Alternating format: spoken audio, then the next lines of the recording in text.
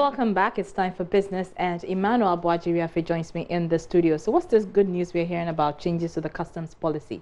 Well, if you remember, the Vice President announced a reduction in the benchmark values in April. Yes. Now, following feedback from sections of stakeholders in the port area, it looks like that was not effective enough. Okay. So government is now hinting of reducing. They're going a notch higher. Exactly. Okay, all right, take it away. Thank you very much, and thanks for joining me on Business Tonight. Government is likely to make changes to the customs policy introduced in April this year, which saw a reduction in benchmark values on some goods cleared at the ports. This follows feedback received from stakeholders that the policy has not been effective. Deputy Finance Minister Kweku Kwarteng, at a stakeholders' engagement on the next budget, disclosed that following ongoing discussions, government will address concerns of the policy in the 2020 budget expected in November this year when Parliament resumes. Next year, we have no plans to introduce new taxes. We have no plans whatsoever.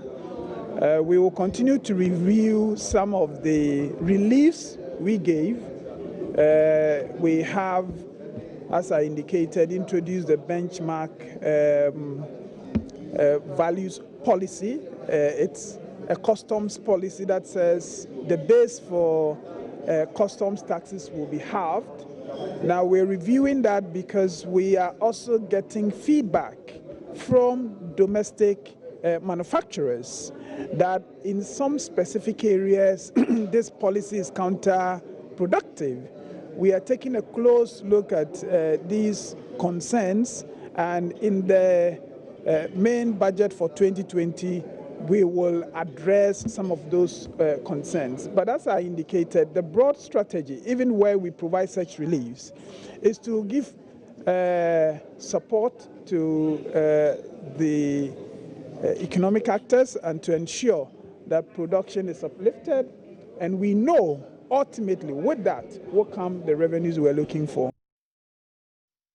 Meanwhile, civil society groups and stakeholders have requested government to institute an aggressive financing scheme for the agricultural sector. This is to help farmers and exporters of agric produce get some soft credit facilities to support the quest to increase their yields. This came up at the first meeting by the Ministry of Finance to receive inputs from stakeholders into the 2020 budget and economic policy. Here's a report by Ebenezer Sabuti. Begins taking input into the economic policy for the next year.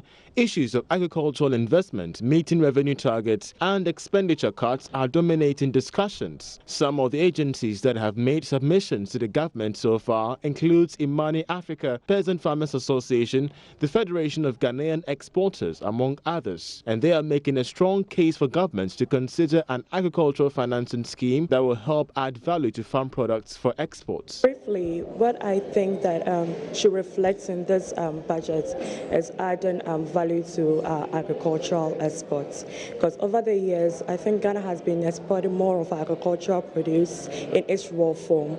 A clear example is our cocoa sector. We export just our cocoa beans, most of them, like about 80% of our cocoa beans are exported. So I think that government can come up with a strategy whereby we add value to our cocoa beans and export it. To agric financing, because currently it's very difficult for the exporters or even the farmers to get funds from the banking sector as in the form of loans, because they say the sector is too risky to lend to them, and then the interest rates are way too high for them, and so the farmers do not go there. So in the area of agri-financing, yes, we will need a budget to speak to that, and then financing technologies to help in value addition as well. Other key issues discussed during the meeting include the communication service tax, which was increased by 50% in the budget review, and the luxury vehicle tax. Meanwhile, Deputy Minister of Finance Kweku Kwarteng has advised that though the luxury vehicle tax has been withdrawn, defaulters are expected to pay.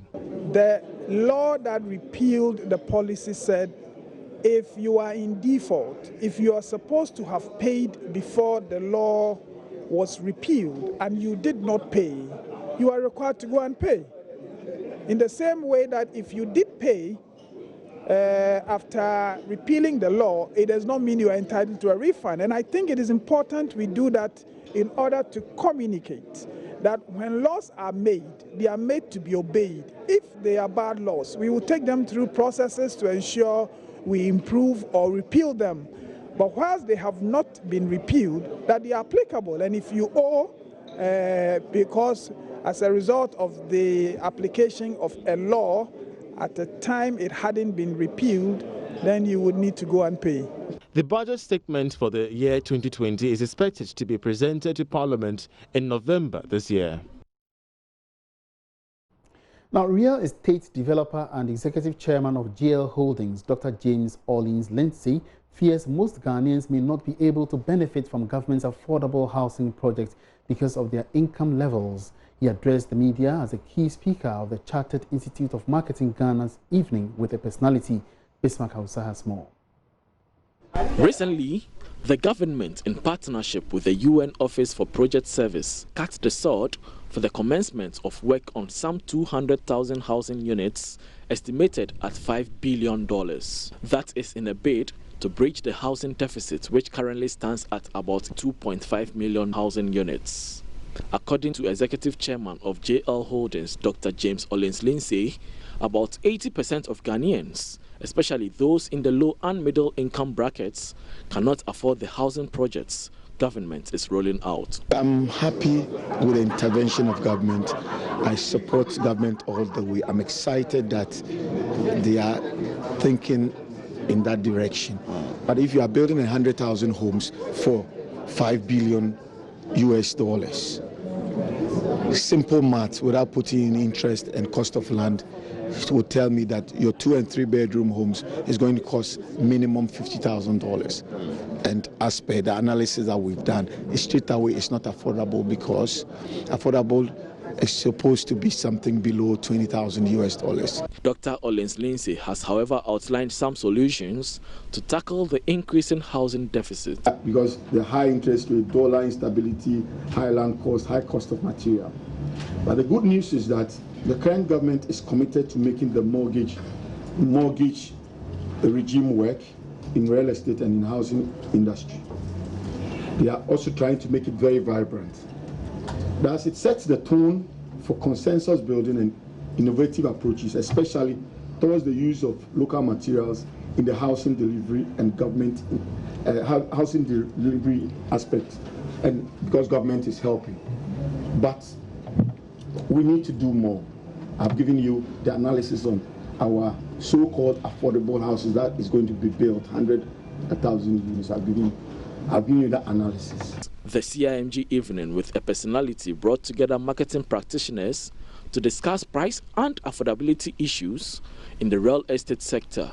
Kojo Mata is the national president of the Chartered Institute of Marketing Ghana. We as individual savers should develop the habit of saving into or making long-term savings so that the banks will be able to lend to the real estate developers as well as people who want to take mortgage, so that the tenor or the duration of the repayment will be longer, and then the repayment amounts will be less stressful on the borrower.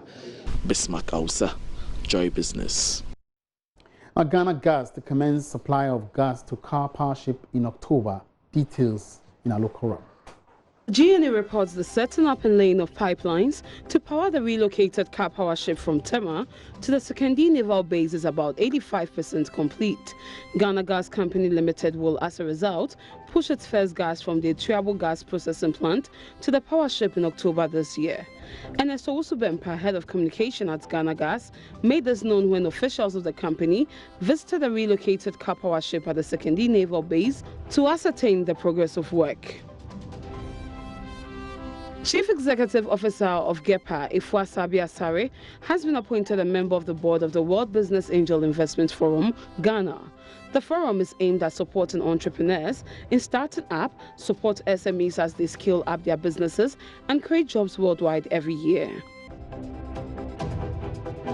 The construction of a fertilizer production factory under the One District One factory has commenced in Somenya in the Ilokrobo municipality to process both fecal and biodegradable waste. The construction of the factory is part of the Creating and Capturing Value CAPVAL project launched in 2015 by the International Water Management Institute and Jacora Ventures Limited with support from the Netherlands Enterprise Agency. And that's it for the first segment. I have more business news when I return after 8 p.m.